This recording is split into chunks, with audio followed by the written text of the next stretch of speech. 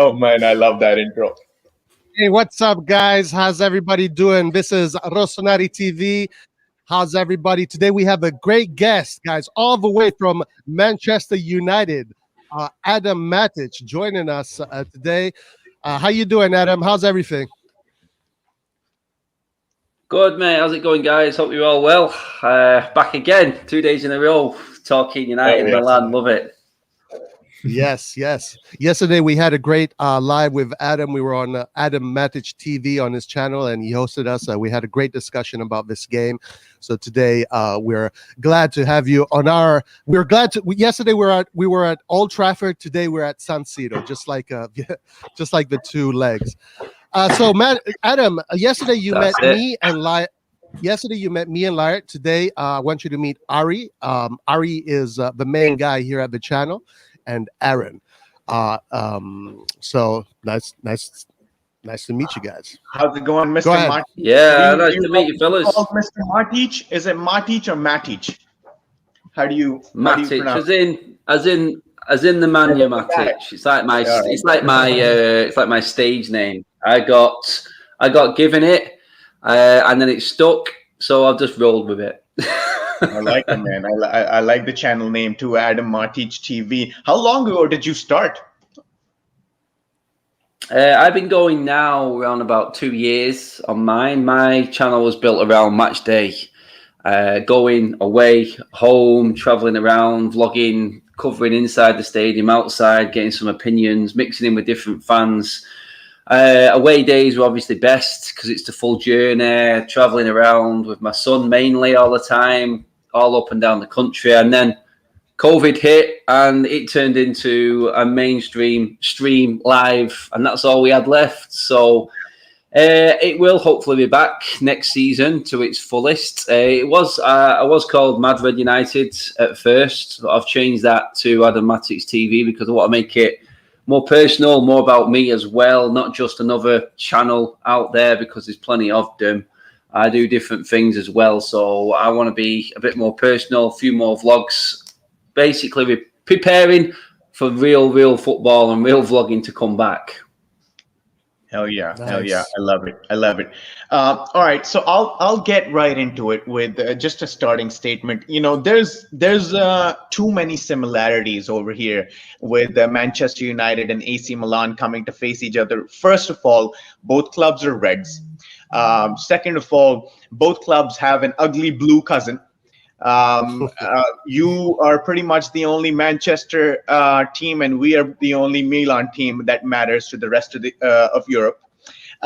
We have both been a little inconsistent in this season. We've beaten great teams, and we've lost from against teams that are battling relegation. We both have a striker, a lone striker who's done wonders at PSG in their recent seasons. Both our left backs attack more than our right backs. We both play a 4-2-3-1. You're called the Red Devils. We're called the Diavola. So there's way too many similarities over here, and both of us just last summer got a signing that has completely revolutionized our clubs. So considering that we're in this boat where there's so many similarities going, where do you see, before we get into the Milan United match preview itself, where do you see Milan and United as giants trying to get back on their historical pedestal that they rightly should be on? It's exactly that, mate. We're both striving to get back to the glory days that once was. Both clubs steeped in absolute history. It's not the Busby Babes, it's the European domination that Milan brought, the epic former players, which we went over many a player last night on my channel talking about yesteryear. But like you said then, we hit the slump. We hit a level, we peaked, and a big change came around. For us, it was Sir Alex Ferguson leaving the football club, and we sort of went back, I would say, 7 years after one manager left our football club. That's how far we declined. It was horrific. We couldn't believe it. No one was prepared for it because we've been spoilt for 25 years with one manager.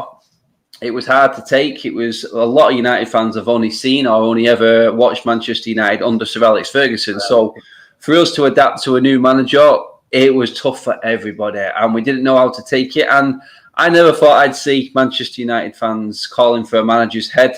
I never thought I'd hear Manchester United fans booing. It's just not in our nature. But this is what happened. This is what happened when Ferguson left. And it has, we've been through a roller coaster. David Moyes, Louis van Gaal, Jose Mourinho, even Ryan Giggs having a few games. Now we've got another legend in Ole Gunnar Solskjaer at the club. Some may say not even a legend. But I think what he has done is the first manager to bring back a little bit of the United spirit, which I think is carrying us this season and probably last season. We do look obviously out. Sorry, I think I just skipped out then. But yeah, I think we do look in games like we really don't know what we're doing. The tactics don't seem to be there. But the spirit has come. He's done a big chunk of the work that's needed to be done. The biggest question for us is he going to be able to claw that gap back to a Pep Guardiola's City? Because there is a different level of coaching that all United fans accept we're nowhere near at the moment. But we just needed to start the run back. We finished third last season. We're probably going to get second this season. We need a trophy. And then we need to spend money. That is where it is probably going to fall short. Because in the current climate, I don't know if you guys have seen the news today. We've announced the director of football for the first time in the club's history today, which is crazy news for us. No one who anyone knows. He's just been promoted through the ranks. Darren Fletcher is part of that setup as well. So for us United fans looking at it right now, we accept that we're probably the best of the rest behind Manchester City's Pep right now, as hard as that is to say. We're not stupid. We understand. It's going to take, I think, another manager in time and a lot more money of higher quality players to even get back to winning or challenging for the Premier League. I do think that this team has got a chance in the Champions League, but for a Premier League title, I think we just don't have the consistency. Knockout football, this team could probably rival anyone, but for a consistent season, we're still a little bit behind, and I think I'd say maybe 2 seasons more. But it all depends on what players come in and what manager's in charge within that spell and when that 2 years is up. I think we're just that little, maybe 2 or 3 steps behind at the moment. Nice. I have a quick question, Adam, about Ferguson. Since you've touched on this topic, what was it about Ferguson that made Manchester United such a successful club, and why is it that nobody has been able to emulate what it was Ferguson the hair dryers did? It was the hair dryers. Part of it, yeah. Truth. It may seem like a bit of a far out there comment, but no, that was part of it. He commanded that dressing room. He was the man, and one of his famous quotes was, "There's not one player who's bigger than this football club." And you've seen the players that Ferguson's got rid of, the Jaap Stams, the David Beckhams. He got rid of Roy Keane, Mark Hughes, Konchesky, and Paul Ince in one summer after winning the double. And then after coming second, then the season after, we went and won the double with all the class of 92. The thing that Ferguson did best, though, was he adapted to change. And he changed his number 2. God, at least half a dozen times. You could roll through the names who he had by his side. And he made sure that when changing football was coming, and we're talking decades here, we're talking like 3 decades worth of football and change. And it has changed, we all know that. He always made sure he was up there and ready, and he was prepared. And it's like the ex-players when they talk, he was 4 games ahead. He knew who his team was for 4 games ahead. His planning and his precision, it went unnoticed because it was like seamless. It just seemed to just naturally happen. Ferguson was a different ballgame to any other manager in the world. And for him, I think his peak, I don't think there was a particular peak because he kept doing it again and again. That shows you the caliber of the man. And it's no wonder that all the other managers in the world actually look up to Sir Alex Ferguson, because he kept the same team going for nearly 3 decades. And that is why, in my opinion, because he wasn't afraid to change. He adapted every time a new challenge came. He had the Wenger, then he had the Jose Mourinho era. Then he was dealing with what came next, and it was probably out of time for when Pep turned up, because Pep's Barcelona team were on a different planet altogether, and I think he realised then that he was never going to have the time to get to that level again. We should have had another 2 Champions League trophies, but for the best team that's walked the planet, who beat us twice in a final, in my opinion, he would have looked even more legendary. We just came up against that rare, absolute world-beating team, but that is why Ferguson was the difference. He adapted, and he wasn't afraid of change. And that's how you have to be in football, especially nowadays with everything changing so much, and VAR, all this garbage that's going on now. You know what I mean? I don't think Ferguson would have lasted this, because he probably would have blew up himself. Did we just... Yeah, he's back, I think. He's back? That for me, I'm back. Okay. I'm back. Okay. It's just going to be one of them nights for the internet, I think, fellas. It's all good. It's all good. Hey, you know what? Everybody kind of felt the wrath of Guardiola, so you're not alone, buddy. We felt it too. I think everybody felt it. And this guy still feeling it now with his rival club from Manchester. Right. Yeah, you can't get rid of this guy. That's what's worse. That's what's worse. We know that he's... The thing is now, what's worse with Pep is there's nowhere else for him to go. So he's stuck now, and he's just stuck down the road from us. That's the problem. Right. Nice. Okay, let me ask some questions here. Maybe everybody can have something to say. So I want to talk about some breakout stars, and I want to start with you, Adam. What are some breakout stars that you're seeing right now that are coming out of Manchester United and that could have a potential impact on tomorrow's game? And then I'm going to ask Ari and Lart the same thing regarding Milan. You go ahead, Adam, for first regarding Man U. Breakout stars. United have been famous for bringing the youth through. I think it's going on now. I think every single match day squad for the past, it's going on decades and decades and decades. This, I can't remember the exact number, but every single match day squad for that longer time has had a graduate from the academy in it. Yeah, everyone compares to the class of 92, but the current crop, you would probably say the quality isn't as good. But then again, the likes of Marcus Rashford, Mason Greenwood, who have cost the club absolutely nothing. If you look at our team right now, you could say it saved us in the current market nearly 350 million. If you put a Dean Henderson, a Scott McTominay, a Mason Greenwood and a Marcus Rashford through your team, some will say not full-on absolute United quality, but you look at that in a matchday squad and you go, okay, I know Scott can do a job in midfield. Not everyone's starter, but he will be a good squad player. Marcus Rashford, I think any club and any team in the world would take him. I just think he needs a bit of better coaching. And Greenwood is going to be the next best thing, even though he's having a poor season this season. He lost his best friend to suicide. He's been having to deal with an awful lot this season. He's struggled, but you can still see him coming back. I think Greenwood, for me, would be the one to watch out for in our team, especially. All right. So tomorrow, Greenwood, we've got to watch out for Greenwood. I think Greenwood will start tomorrow. I think he's got a chance to start in tomorrow. That's why I would say him. You all know about Rashford and what he brings, but I think he's going to be injured anyway, which is why Greenwood will start. Yeah, Rashford is injured, and we don't know. I've missed this press conference today from Solskjaer, so I'm not too sure yet. I'll have to double check, but he went off injured against City.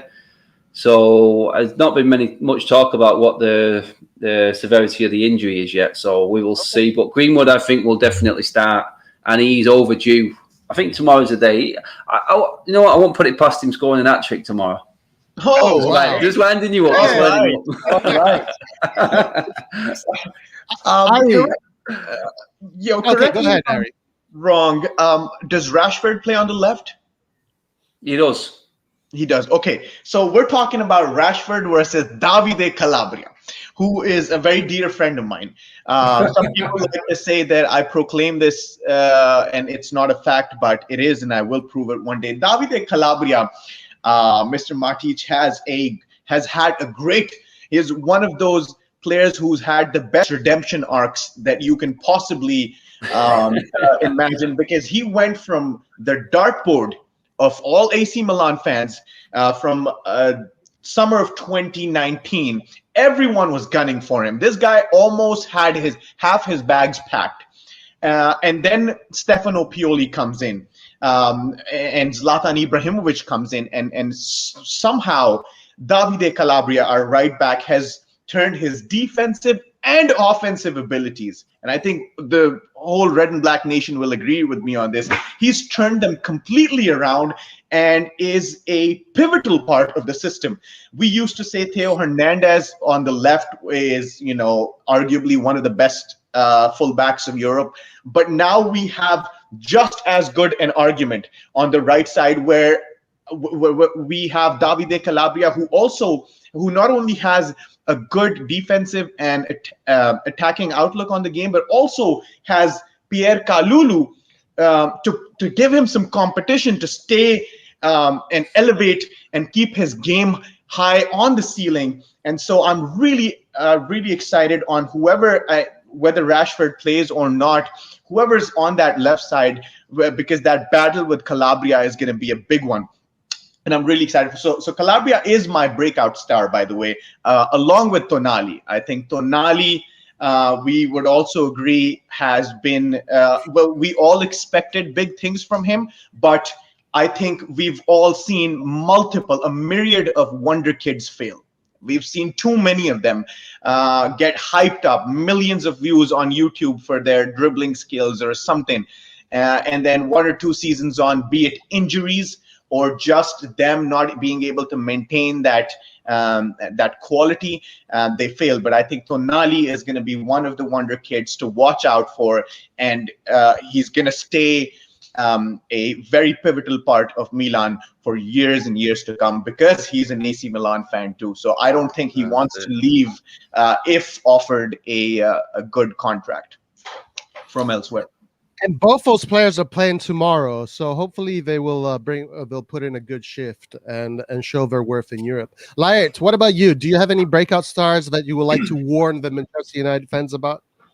I really like Calabria as well, but I want to say something about Kessie. I think he's the man of this season, because finding a proper midfielder is basically impossible, or it costs you, 80, 90 million. So we had one at the moment, and hopefully Tonali and Benacer is going to get to that level. Benacer is a good level, but it's a bit injured. Kessie is the player. Kessie, I think, is going to be a big test for him, because if he plays a great game Thursday against United, I think it's kind of gives me to say, like, okay, Kessie is ready for the Champions League. He's ready for the big games. He's ready for the big boys in Europe. So I'm really looking forward to see how he's going to perform.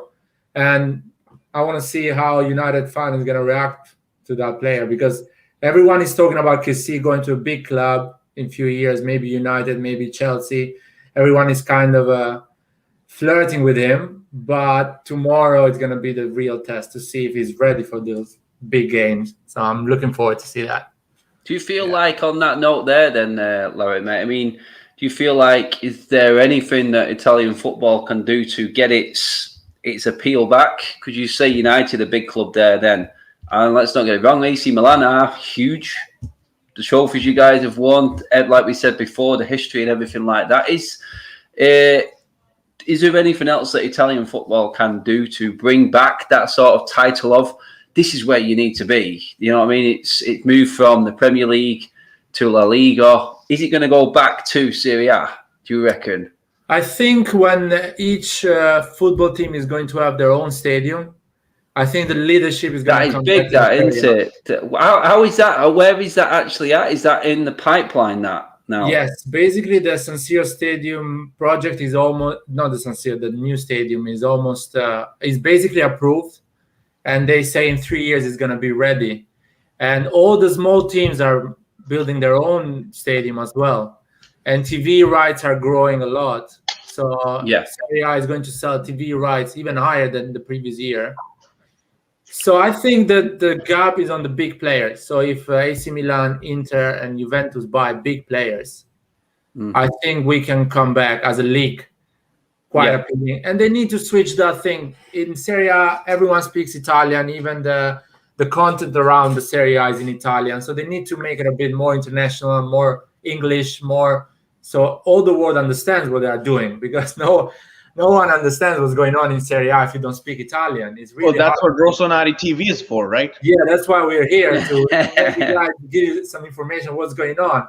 So Go I ahead. think Serie A is coming back. It's coming back.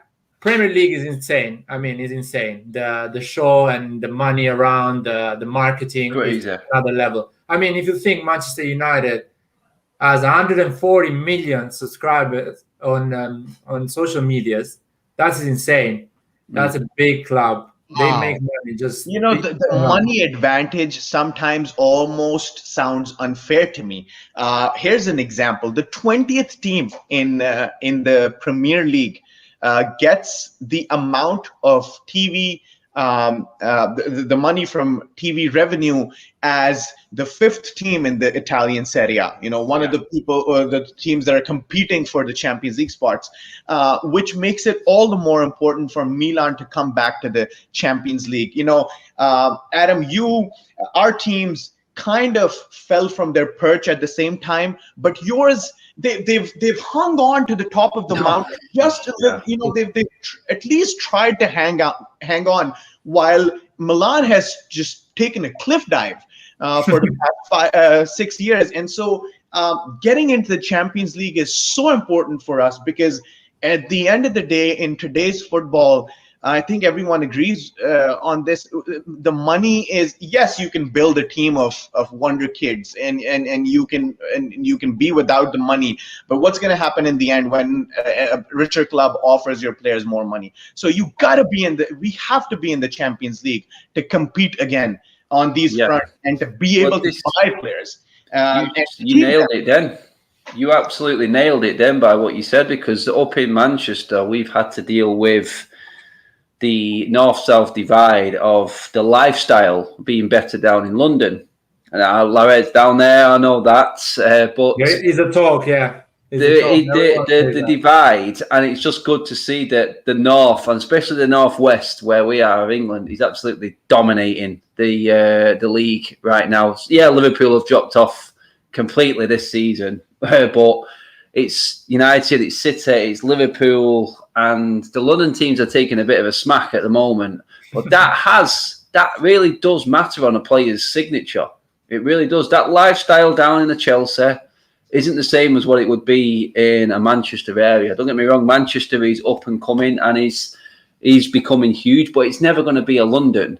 It's never going to be the capital and all the rich and famous and what comes with it. And it's an interesting point you make there, because that is what a lot of these players will actually look at now, because their wives will have a say. Not that I think that should even be a negotiation, but they will. And it has been documented, especially here. It's like, why would I want to move up there when I can live in London? And then the player's head's turned. He's not fully committed to a team. He can't settle in a certain town or city. And that is, back in the old days, it wasn't even thought about. It was just you went to play football. Now there's so much more involved in it, and it is absolutely crazy, and it is difficult to actually balance it. Family life, I think United just have enough with our city being built up now and looking a lot better, and the history of the football club. Whereas you go even further north, the Newcastles, we've seen the Sunderlands and Middlesbroughs drop off completely. You won't get the players. There's no appeal there for the players in terms of lifestyle. It's so difficult for the players these days to make the right decision. And their agents will just throw the money at them and say, look at this and that. But it's all big. Everything has to be broken down. It's no surprise that transfers take so long these days. True. That's true. That's an issue for sure. Yes, and you know what? That's a good segue into what I wanted to ask you next, Adam, regarding transfer market in England, specifically Maguire. So Maguire's price tag was immense. Was like it was the craziest thing I've ever seen for a central. 2 million. Is this defender worth his price tag? Is this one of the defenders that's going to be named best defender in world football? Why? I want to add to that question too. How is this defense even functioning with Maguire and Lindelof being so? They don't look like two players I would trust for a season long. But they put in some defensive shifts, and United's clearly doing something right with being second on the table. So how is this even functioning? Because on paper it looks fine because of their price tags, but I don't necessarily look at these two and say that is a solid centre-back partnership. Yeah, I mean, guys, you break it down. Lindelof and Maguire cost 120 million between them. That alone is just ridiculous to scare. I think you've got United tax, which basically means whenever United are in town for a playoff, the team that is selling bumps the price up. We deal with that every single time. But then you go 45 million for Bruno Fernandes. It's like, what? Where's the consistency in that? There, it is absolutely crazy. I mean, our transfer committee at Manchester United said they preferred Lindelof over Van Dijk. So when them decisions are being made, it's not always about the money either. There is some stupid decisions being made. And no, Harry Maguire is not worth that money. Is there any player that's worth the money that's brandished these days? Not really in a real world, but you understand inflation in football prices. But for me, Maguire and Lindelof are only now looking good. I mean, we're on our best clean sheet run since 2018 right now. I think we've had 6 in the last 8 games. And I've been a big advocate. I don't think it's all their fault. As bad as they have seemed, people and United fans especially, and I'm not digging him out, but David De Gea is not the world-class goalkeeper that everybody rates him as. He's really, really not. He was a fantastic shot stopper. But, man, if there was a goalkeeper that I was running in for a cross on and I was a 50-50 with a goalkeeper, I would beat David De Gea in the air every single time. Yeah, I'm 6'4", and I used to be a centre-back, but that's no biggie. But look at the amount of times he gets bullied. He doesn't command his box. He's not good on the floor. Henderson's come in, and straight away, he just looks absolutely rock solid. He comes off his line. He comes out of his box. He plays the modern goalkeeper. De Gea isn't that. And believe me, since Henderson's been in, the clean sheets that the team has had, and it has always been the same defence as well, it breeds confidence into their game. You can see it. All of a sudden, they feel a lot more confidence with that stability behind them. And that goes without saying. All the greatest teams and greatest defences have had a decent goalkeeper as well. And we know this because our best times have come with some of the best goalkeepers that have walked the planet. But David De Gea has been part of the problem as well as this defence. It's not just them. And I think Henderson coming in is a breath of fresh air right now for this football club, especially the defence, because I think he's good at shot stopping and he's better in the air than David De Gea. But going back to the centre-backs, I don't think any of them are worth the money. I don't think we will win the league with either of them players. So that, again, still says they're not good enough to me. We need someone like Nemanja Vidic back. Oh, don't. We did this last night. We went down Nostalgia Road last night and it was painful. It really was. What about Smalling? The Roma fans really fell in love with Smallings. What happened with him? Chris Smalling, he gets a bad rap, Smalling. He has made some ridiculous mistakes, but I say, and it's no disrespect to Roma, I don't know where Roma stand in terms of your sort of judgment in terms of powerhouses and pressure cooker football clubs, but Manchester United pressure is completely different. It is. I mean, we just loaned out Jesse Lingard, who's been Manchester United from the age of 6.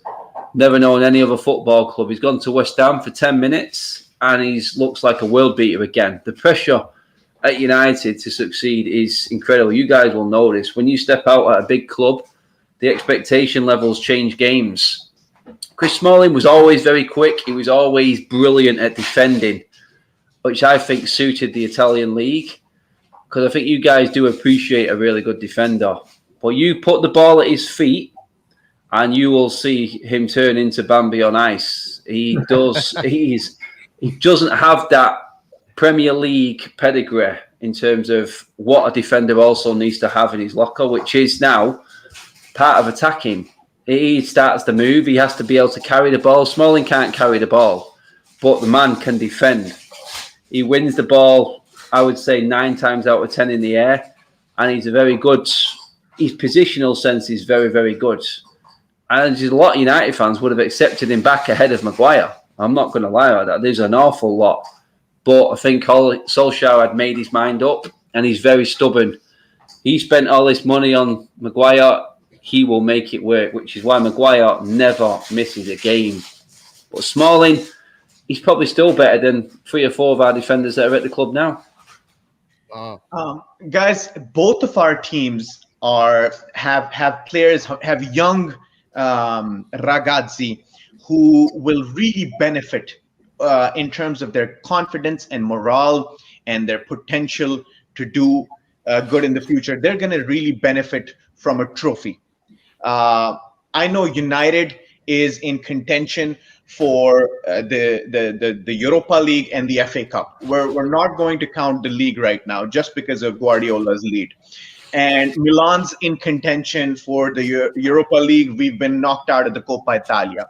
How much focus should we put into the Europa League, considering United's only 4 points clear from the 4th spot, and Milan's pretty much in the same boat, where we don't really have a great fortified lead to cement that top 4. How important is the Europa League? Should we be putting all our energy into this basket? It's a really good question, because I don't think we would be putting many eggs into the Europa League basket if Ollie wasn't so desperate to get his hands on a trophy. You said it there then. There's no guarantee that Champions League spaces within the league is a given. And the teams that are coming up behind us, I mean, Liverpool could go on a run at any time. Chelsea are unbeaten under Tuchel. West Ham having the season of their life. We know what Leicester have got. And, you got Ancelotti at Everton. There's so many teams who will be ready to pounce. If you have a bad 2 or 3 games, you're out of that Champions League spot. So you would say Europa League, I just think, gets in the way. I really do. I don't like the competition. The fact that I think we got knocked out of the Champions League at the group stage, we still earn more money from that than we would a whole run to the final in the Europa League. That's how much the difference in money is. And I think if Ollie wasn't in need of that trophy, I don't think we would have been taking it that seriously. I really don't. No United fan wants to be in it. I mean, some will say yes, but deep down they're like, not really. I want to be back in the Champions League, and I want to be watching my team play on a Saturday every weekend and not a Sunday, because we're having to play on a Thursday night. So for us, I think it's simply because Ollie needs a trophy that we're still taking it seriously. Layard, you give me your take on this. Are you the Ole gang where you want the trophy, or are you the Adam gang where you're not really bothered by the Europa League? No, I don't like the Europa League. If somebody can ask me, do you want the Europa League now, or you want a sure top 4 for the next 6 years? I choose the top 4 for the next 6 years. Because in 6 years, top 4, you get the money of the Champions League and you grow as a team. The Europa League, we have so many trophies. And I agree with him. Look, we're not Sevilla, we're not Everton, we're not West Ham, we're not Atalanta. We're gunning for the Champions League. It's in our DNA, bro. It's in our DNA. Combined between these two clubs, there's over 10 Champions League trophies.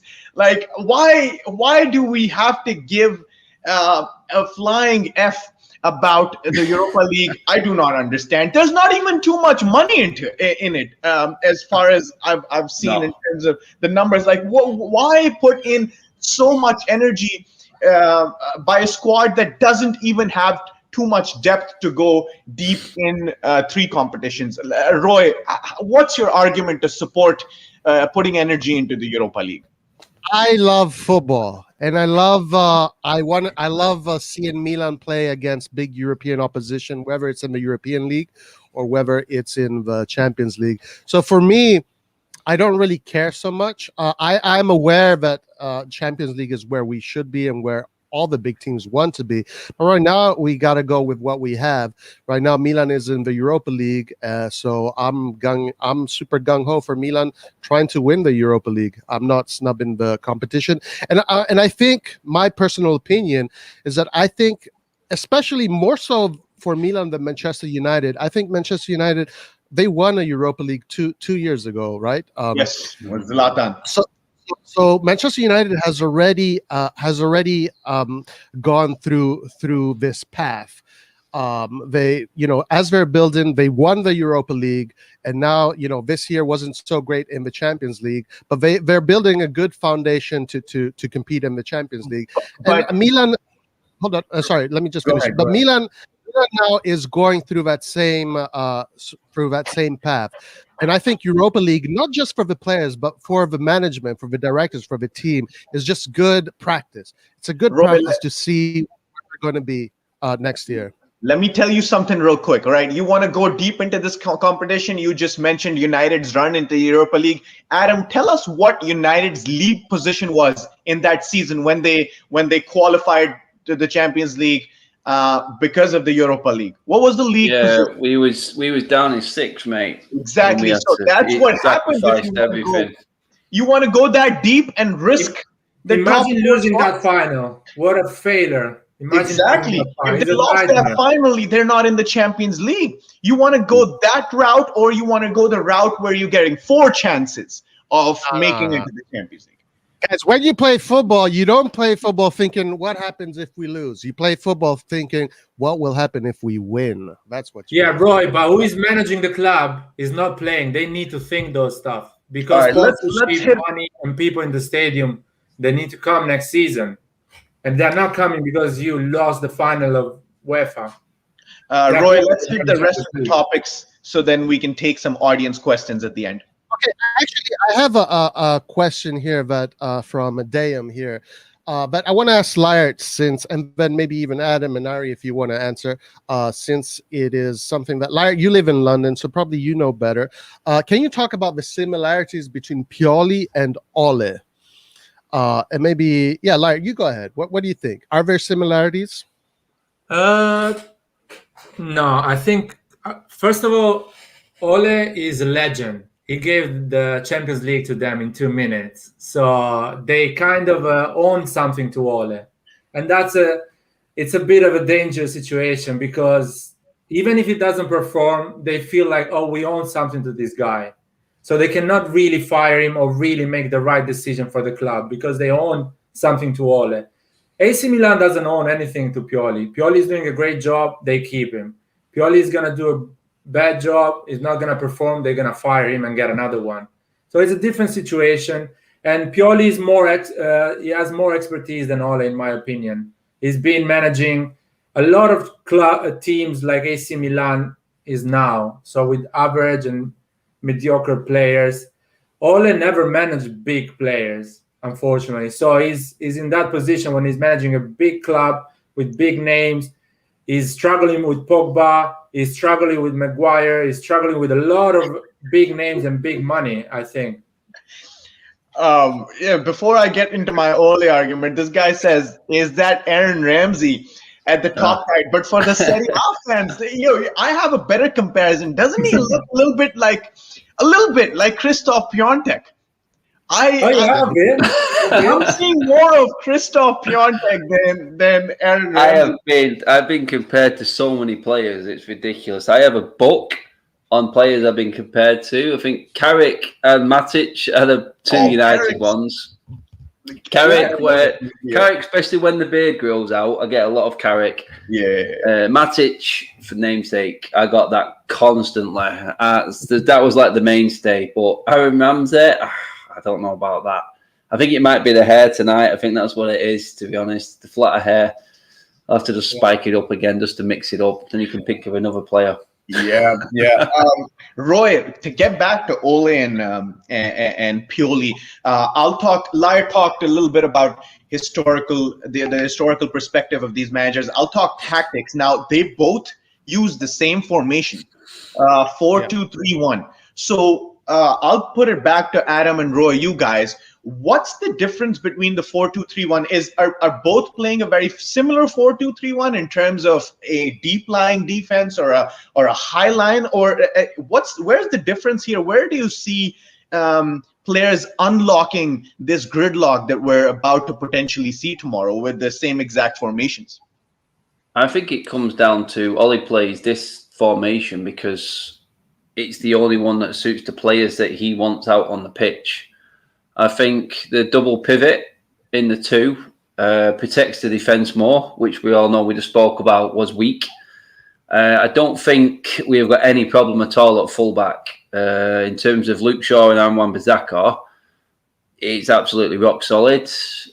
Aaron Wan-Bissaka not great going forward, but as a defender, man, that guy can pocket anyone. It's ridiculous.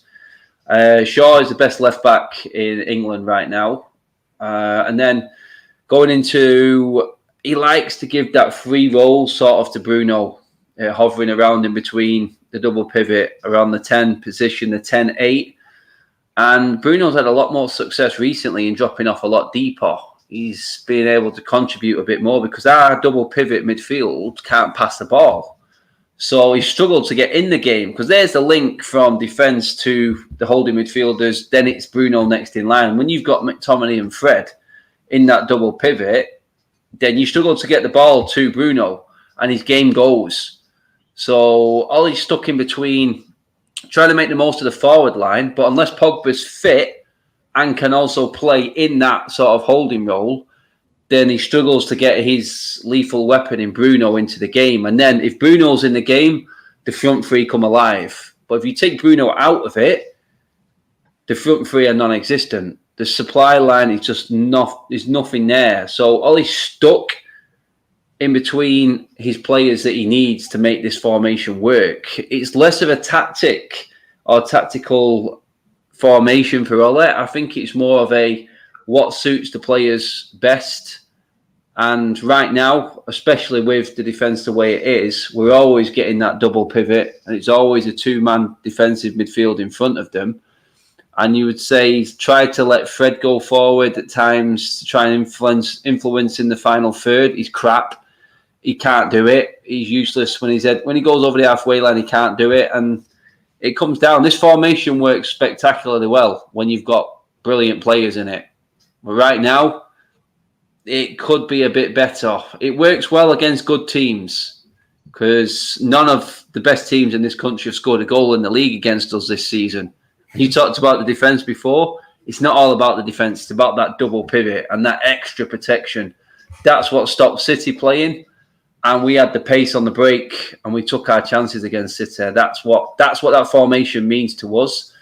I think if better personnel comes through the door in the summer, that formation goes. Roy, what do you think about this 4-2-3-1 versus 4-2-3-1 in the, dare I say, Diogo Dalot derby? Well, right now, reports say that Theo Hernandez trained with the team, so he might play tomorrow. I don't know if there are any new reports, but there is a possibility of him playing. The way Milan uses the 4-2-3-1, Milan right now, I guess, has two fullbacks that are very offensive and that play very high lines. So the attacks, when Theo and Calabria both fit, you're going to get a lot of both a balanced attack from the left on the right. And those two players in Serie A have been very solid. I want to see how they will perform against teams of higher caliber like Manchester United. Our double pivot so far has been actually fantastic. It's Very one of the fantastic. areas that we have definitely has definitely helped this renaissance. Kessie, in his role as a physical defensive midfielder, has been absolutely brilliant. He's only 23. He's already on the radar of Real Madrid, all the big teams. I hope Milan hold on to him. Our other pivot midfielder was Benacer, and his passing was fantastic. Milan has two pivot players that are absolutely fantastic and have been doing a great job. And I have a lot of confidence that in the international arena, they will do well. Now, what we are missing for the Manchester United game is our attacking midfielder. It's either going to be Krunic or Brahim Diaz. Both these players do not give me the confidence of them giving Manchester United much trouble. Brahim Diaz is very light. He can be pushed off the ball. He does have some plays that can be very dangerous. Krunic is somewhere in between. You don't know if Krunic is going to perform or he's not going to perform. The other problem that we're going to face in this game that has usually been a big part of our system is our center forward. Brahim, obviously, everybody, even Manchester United fans, know who Zlatan is. So nobody needs to explain what he does. He glues the team together. Who are our options as center forward tomorrow? It's probably going to be Leao. I am guessing Leao has shown that in a closed defense, he is not good. If you give Leao space, he can perform. So to be honest with you, due to our extensive injuries, it's very hard to predict how Milan is going to approach this game. And we're not going to see the Milan that we know as far as we've seen perform greatly. It's going to be a makeshift Milan tomorrow. My hope is that this spirit that Milan has carried in this past year will come through tomorrow and will shine. Talking about confidence, Roy, just a quick note. Here's what I'm worried about the most. And then I want to ask Mr. Matic what he's worried about the most. What I'm worried about the most is Milan plays a high line, likes to play a high line, as we all know. When you are playing a high line, when you're pressing high, which I'm thinking we're gonna try and do to Manchester United, the risk you're taking is the vulnerability left in the back. You're leaving a lot of space in the back when you're pressing high. And when you leave space in the back, a team with pacey forwards or wingers can really take advantage of that. Manchester United is exactly that team. They have pace. Their pace arguably is their biggest strength. So that is what I'm very worried about. How is Milan's backline going to deal with those counterattacks? And especially if Romagnoli features in this squad tomorrow, because we all know that we've been going through a captain debacle over here, where our captain, who's been playing for Milan for well over 4 years now, is just not fast enough to catch up with a pacey striker, and that's just not going to do with a team who's pressing high with a high line against pacey wingers and strikers. So that's what I'm worried about the most. Adam, what are you worried about the most against Milan in these Europa League, guys? Yeah, you're worried about something. Yeah. Sorry, yeah, I was going to say, if you nailed it there. If you play a high line against us, we will destroy you. It's as simple as that. We will absolutely wipe the floor we are. If Pioli has got anything or any tactical credentials about him, and you guys want to get back up to the Champions League standards, he will have researched Manchester United, and you will not play that way. That is the level, because we have just got a Martial back, who's played his best game of the season against Manchester City, who will be chomping at the bit. If Rashford was fit and you played a high line with Bruno, game over. It's as simple as that. That's not being too bullish or confident, but every team that's done that against us, Sociedad tried to do that, and we beat them 4-0 without even blinking an eye, and it should have been 7. It's the only way that United turn up and look like the team that they once was. We've not figured out the rest of it yet. That tactic works to a treat. That is our ultimate. In terms of our worry, it is what United always do. It is to switch off, turn up for a game, thinking because they're wearing the Manchester United shirt, and then they don't match the energy and the effort that the opposition do. Because United have a cup final every week, and sometimes these players don't turn up, and it's hard to obviously stay switched on constantly every single game. But we struggle at the start of games. If you guys don't score in the first 10, 15 minutes, I think we will just get better and better and better. And that's how we grow into it. We are very, very slow starters in games. City, it was just a complete one-off because it was the derby and we got up for it. If we match any team's energy or effort, we did it against Leeds. Leeds are the hardest working team and cover more miles than any other team in the Premier League. And we were 4-1 up at half-time. We just matched them and they played too open, which is what you were talking about there. If you are open, you're just going to get taken apart. It's too easy for United. The best play to play United is to give us the ball and sit deep. And then we just can't figure it out. We just haven't got to that stage. So for me, it's our lackadaisicalness. It's our not being up for a game and being alive to a team coming who haven't played in a big game like yourselves, like you were talking in Europe for a long time, who will be right up for it. And I can see a really quick start for Milan in this game. If United aren't up for it there, I think you could probably hurt us early doors. That's my ultimate fear with this team. If we're switched on, I don't really have that much to fear. Zlatan playing would have been a different ball game. But without Zlatan on our defenders, I do feel like we should have more than enough. It's just the player attitude that's going to kill us. That's what will finish us off. And we'll bring in the question that you guys asked before. How important to the players is the Europa League?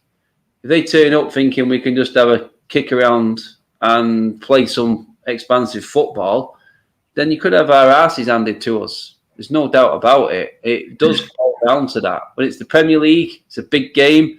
This team always turns up. But it's that mentality of, is this really a big game anymore? It's the Europa League. Hopefully, Ollie is getting everyone up for it. And the players, it's probably going to be a strong squad. But that first 15 minutes, that's my worry. Yeah, and I just want to say, one of Milan's biggest attributes of this season is strong starts. So it's interesting you say that.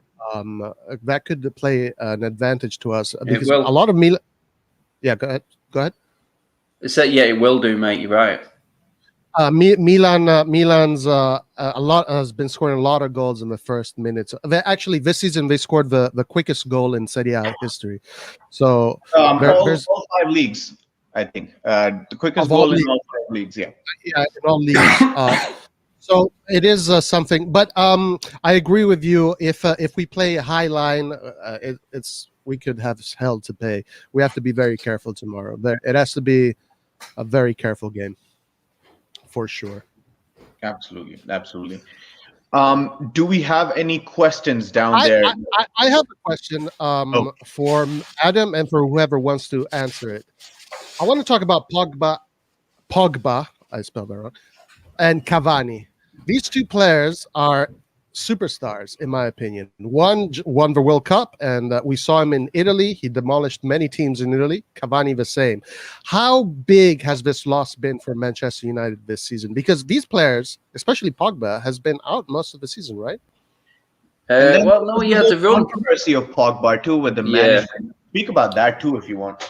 Yeah, I always said in terms of the Ollie debate, the Ollie in versus Ollie out, I said Ollie will be judged and his United career will probably come down to how he handles Paul Pogba, because we know Paul Pogba isn't just Paul Pogba. Paul Pogba comes with the baggage of our nightmare agent in Mino Raiola, and I think we know all about it. Yeah, and this is what we're dealing with right now, because he came out and said we're looking to move. And all United fan base went into meltdown. It was just like, here we go again, this and that. And Pogba didn't come out and quill it. But then Pogba came out and played the best football he's played for United. Since Raiola came out, Pogba has been superb. And then he got injured. So you're dead right, Roy, in what you say in terms of the miss is massive. And like I said then, that option of a midfielder who can take the ball, is strong enough to hold the ball, can do something with it, we don't have unless Pogba plays. So that's a massive miss. Cavani has been in and out all season, so he is a presence when he's there. His quality is undoubted. He's a proper number 9, which we don't have. If there was a younger Cavani out there, I'd be breaking the bank to bring him into this club. He's got the perfect mentality and he uses confidence. He knows what levels, when he goes to a club, he knows what levels. And Zlatan is exactly the same mindset as that. He appreciates when he arrives at a football club that's got the history and it's got the presence about it and belongs somewhere different than when he's arrived at them. United, we weren't anywhere near where we should be. Same with Milan when he arrived. He knows where this club be. He understands the fans, and that's why he's adored by every single set of fans that he plays for. So Cavani and Pogba, I would say Pogba more, because Cavani's been a bit part. He's been injured in and out all season. Pogba has had a good run of games. When he got coronavirus, it absolutely flatlined him. His fitness, like we've seen with many players coming back from it, he was nowhere near where he needed to be. So when he did get back to full fitness, he was awesome. As soon as Raiola opened his mouth, a switch came on, and he was our best player for about 2 months. And then he got injured, and then the form dropped off completely for us, and we fell away from City, and they just finished the league. Adam, can you quickly get on this question? I've heard this from many Manchester United fans. They still romanticize about the return of the great. Do you still romanticize about it? No, I don't, mate. Not at all. Time is gone. Time is gone, mate. There's no. What a failure yesterday. It's just not, mate. We're living in the past if we start thinking of Ronaldo coming back. I would say we had the best of him, but Madrid obviously got that. Juve are still getting quite a bit of it, even though they went out last night, which was a bit of a shocker. But I just think United are looking in a different direction now. It was good to remember the glory days of a front four of Berbatov, Ronaldo, Tevez and Rooney, which was scary as hell. But yeah, them days are long gone. So move on. Understood. I wonder how the Ronaldo fans deal with that statement coming from. Oh, don't get me wrong, mate. I've had plenty of backlash on my comments. Yeah, I'm sure. I mean, have you seen he cannot handle a 4 years old Pepe? What he's gonna do at United? Well, I still have massive respect for Ronaldo. He's still, hey man, Juventus wouldn't have had anything without the goals Ronaldo scoring. But I agree, he just does not fit into the United system. Yeah, you don't take anything away from what that man has achieved in his career. He's a phenomenon. This is what I describe that man as, a world-class operator. That's what he is, and we got a piece of it at one time of his career. We probably made him. We probably set him up on his path, but he has gone to a different level since leaving United. So, and we've got no God-given right to have that man back. Ferguson made him what he was, and he's took it to another level himself. So credit to the man. Okay, so before we close, I have so yesterday we were on the Adam Matic TV YouTube channel, and Adam, you asked us what are the players that we would choose for our like a backbone, right? Or just any random players. So today we're gonna do something similar, but I'm gonna ask you, Adam and Layert and Ari, the inverse. Which players of AC Milan would have you liked in Manchester United? And then I'm going to ask the same question to all of you guys. So, actually, Adam, you go last. Let's start with Layert. Layert, which players from Manchester United would have you liked to see at AC Milan? From the history of Manchester United, you're saying, yeah? Yes. The whole history, or right now? History or the ones we've seen only? History. Oh, okay. And you guys know the players you know. Okay. I think Eric Cantona was one of my favorite. I mean, his person. He was the Zlatan Ibrahimovic of the 90s. Yeah. Even better, probably. Yeah, dead right. So I would see him like in the end of 90s playing as a striker for AC Milan, winning some Serie A, some Champions League, but we didn't get that. So Eric Cantona is my favorite. Why don't you go each position if you can, like a goalkeeper, defender, midfielder? Oh, that's easy. Eric Cantona, midfielder. I think I really like Roy Keane. Roy Keane was a beast. He was a leader, yeah. Kind of a Gattuso, but more in a British style, I would say. And defender, we got the one. We got Jaap Stam, so I'm happy with that. We got Jaap Stam. So, and Van der Sar as a goalkeeper. Nice. All right. Ari, what about you? So for the goalkeeper, I will take none because I am under the impression that we potentially, if he keeps going on if the crescendo keeps going up, we potentially have one of the greatest keepers of all time in our hands right now. Of course, the next 10 years will tell, 10, 15 years. But the goalkeeper, I'm going to take no one. For the defense, I'm going to only pick players that I've seen, and I only started watching really in 07. So keep that in mind. Right, I'm gonna take one of Vidic or Ferdinand. I love those two. Maybe Ferdinand because of his height. I like tall defenders who can guard well. For the striker, we are currently in a desperate need for a Zlatan Ibrahimovic replacement, someone who's dominant inside the opposition box, but also can track back and help out in the midfield if things need to be unlocked. And the person I choose for that is going to be Wayne Mark Rooney. There's no better option than that. Rooney would absolutely kill it in Milan right now. He has all the arsenal of it. Why am I using the word arsenal?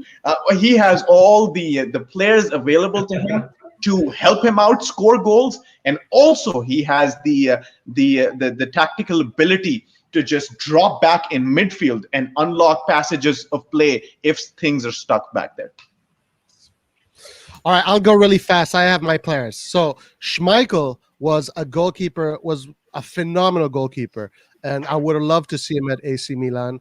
I think he he even won with Denmark, right, in '92, the Euro Cup. I believe he won in '92. Beat Germany. He was a in the phenomenal final. goalkeeper. So he was a phenomenal keeper. I would have gotten him. Rio Ferdinand was not only a Manchester United legend, but also an England legend. Even though he didn't win much with England, but he was definitely a fantastic defender. And then you have the legends of Manchester United, which I find it strange that they're not part of a team like. Let me go through them. So Scholes in the midfield, of course, he was a brilliant midfielder. And then you had Ryan Giggs, which was a fantastic player and just a player that stayed with the team his whole career. He surpassed Paolo Maldini even in games played. And then Cantona, of course. So those are my 4 top Manchester United players. Yeah. How about you, Adam? What do you think? What are the Milan players that you would have liked to see? I'm the same. Because we've been so spoilt with goalkeepers, I think I wouldn't. There's no one I would bring in right now for goalkeeper. I mean, ridiculous, absolutely ridiculous goalkeepers at this football club, absolute legends of the club. But in terms of going from there, Maldini, definitely, absolute monster. I'm a big fan of character, and that's why he comes in. It's like the longevity there and being able to stay at the highest level so long. It's ridiculous, and we got a big appreciation of that with a lot of players that have stayed at the club for a long time. The same with you guys, so that suits us. That suits me. It's what I've been brought up on. Quality speaks for itself. Then midfield, I love Seedorf. I just love the way he plays. I love these. He's just one of them players. He's a beast, a monster. it was just ridiculously quality. And in that Dutch team when he was playing as well, do you know what I mean? He was, the characters were in that team, and the quality that was in that team with him. He was never overshone. And it was the same at Milan. You could put him into any team in the world, I think. Clarence Seedorf would be at home. That's the type of player I've seen him as. He was just brilliant. Up front, I liked Inzaghi. I can't lie. I really do. I just liked, again, he's another character for me. He's one of them mainstays. The goals, there was never loads and loads and loads of goals, but what he did, he was part of a team, he was part of a nucleus that built a strength within a team. That's what I can see from the outside. I loved him, and his passion was second to none. Absolutely second to none. So that would be mine. I would pick them. They would be some of my others. I've got some other names there. Like I said, Kaka was great. Boban, all these players I used to love just watching Italian football on a Saturday. Do you know, you can go back as far as was it Papan as well? Do you know what I mean? Yeah, all these old school players, brilliant. And you know what? It was an art form in Italy back then, and characters, brilliant. I think Inzaghi was my favorite out of your picks, and you said it brilliantly about him, his character, and one thing that's said about him that's so beautiful is that Pippo Inzaghi was a great goal scorer, but not necessarily a scorer of great goals. Yeah. Right? You never see Inzaghi take a 30-yarder, but he just scored so many goals, always being at the right time, right place. Great memories, man. Yeah. I just want to say something. You picked 4 players that Galliani says at the end of his career, they never came back at the end of the season to ask me for more money. They just signed the contract at the end. They just wanted to play for AC Milan. Whatever money they sign it. You know what? That comes across without me even knowing the history or behind the scenes of the club. That's how they come across on a pitch. So there's a mark of a man right there. All right, guys. Before we wrap this up, we have two things. Just want to ask Adam, just for you.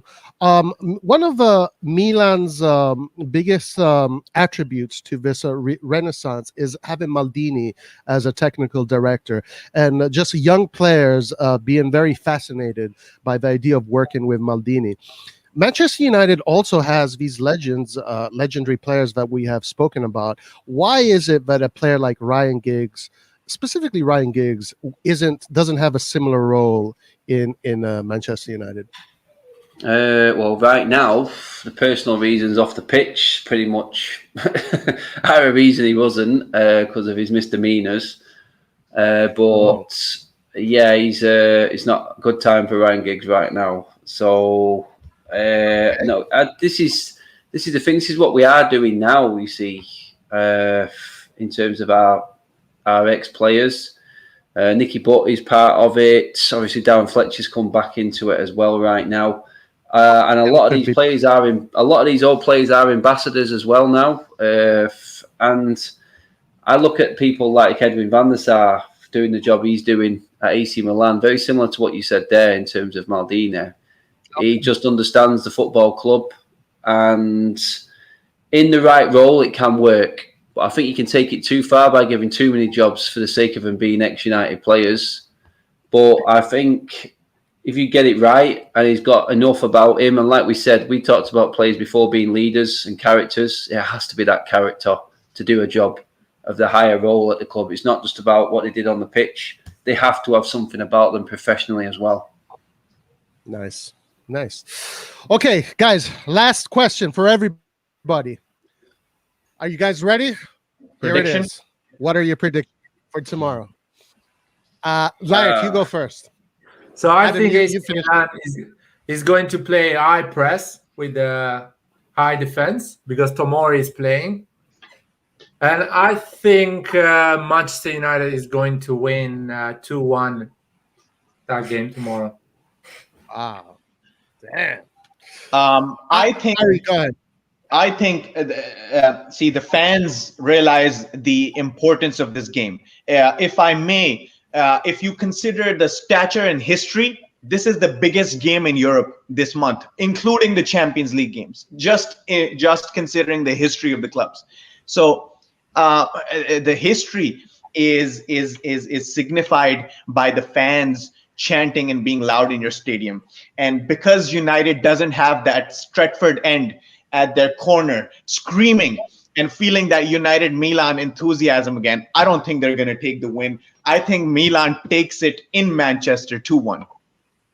Wow. Okay, and I'll go next. I have a similar prediction. My heart, I'm just clinging on to this Milan spirit. My brain doesn't say it, but my heart says that Milan is going to win 2-1. But my brain is not saying that. My brain is a little bit more negative. But my heart says 2-1. Quick, give us a brain prediction too. My brain prediction is that Manchester United is forward in its preparation, in its growth. They have more depth. So Manchester United not having all these injuries, I think they have better players as second choices than Milan, and I think that's going to be a big difference. And I think Manchester United is just more forward in their preparation. So my brain says probably a win for Manchester United, a tie, but my heart says 2-1. Adam, take it away. I just feel like at Old Trafford, I think United will get the job done. I feel we will be, if Milan do play that high line, I think it will be a 2-0 win for United. I do. I think Rashford will be a miss if he isn't playing, but I just think at Old Trafford, I think United having the first leg there will make a difference this time. I think 2-0 to United. That's where I'm going with that one. Nice.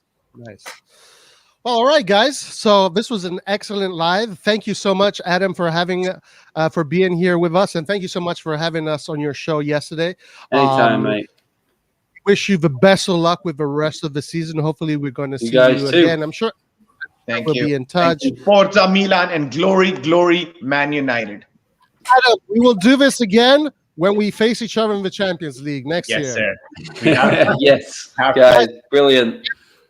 Everybody, please follow Adam's channel. You can find him on Adam TV, YouTube. Adam Matic TV on YouTube and Twitter.